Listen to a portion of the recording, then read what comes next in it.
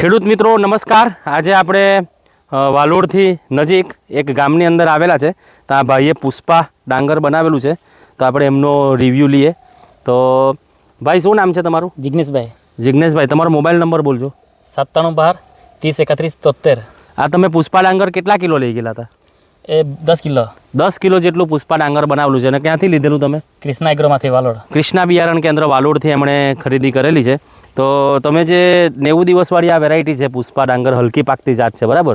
તો શું અભિપ્રાય, શું કેવું લાગે છે તમને? તમે શું અભિપ્રાય? સારું છે એમ તો એ ભાઈને કીધું કે ખાવા માટે જે એટલે આપેલું વાત સારું છે એમ તો। સારું છે ને? બેસ્ટ છે ને? બેસ્ટ છે। ને કેવી રીતે સારું લાગ્યું તમને? એમ પાકામાં બધું સારું, મને કંઠી બી લાંબી, હા, અને દાણા બી સારા દેખાય, મસ્ત લાગે એમ। સારા લાગે ને? તમે અત્યાર સુધી જે અન્ય કંપનીનું ડાંગર બનાવતા હતા એના કરતાં કેવું છે? એના કરતાં સારું છે એમ, જરાક સારું છે ને? સારું છે। તમને ગમ્યું? ગમ્યું એમ જોઈ તો ડીલ બેસે છે ને? હા, મસ્ત એમ લાગે, એમ છે આપણું ભાત ખેતરમાં છે, એમ ખેતરમાં છે એવું લાગે છે ને? હા, લાગે। તો પુષ્પા ડાંગરનો રિવ્યૂ લીધો આપણે ભાઈ પાસે। ખેતરમાં હોય તો લાગ્યા કરે કે ભાત રોપેલો છે એમ, એવું જોવાની ઈચ્છા થયા કરે એવું આ પુષ્પા ડાંગર। ભાઈ, આપણે તમારા ગામનું નામ શું છે? સિંડિયા। છીંડિયા ગામ છે, વાલોડથી અંદર વ્યારાવાળા રસ્તા પર છીંડિયા ગામ। અને ખૂબ જ સારું એવું પરફોર્મન્સ આપણે પુષ્પા હાઇબ્રિડ ડાંગરનું ગણાવી શકીએ।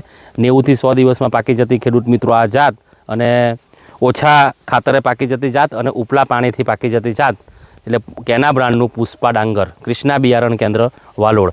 વ્યારામાં મેળવવાનું સ્થળ જાનકી એગ્રો સેન્ટર વ્યારા, નવયુગ એગ્રો સેન્ટર આહવા જો ડાંગ બાજુના ખેડૂત હોય તો, બંદરપાડા બાજુ સ્વીટી એગ્રો સેન્ટર, સોનગઢની અંદર બજરંગ એગ્રો સેન્ટર, અને વાલોડની અંદર કૃષ્ણા બિયારણ કેન્દ્ર વાલોડ।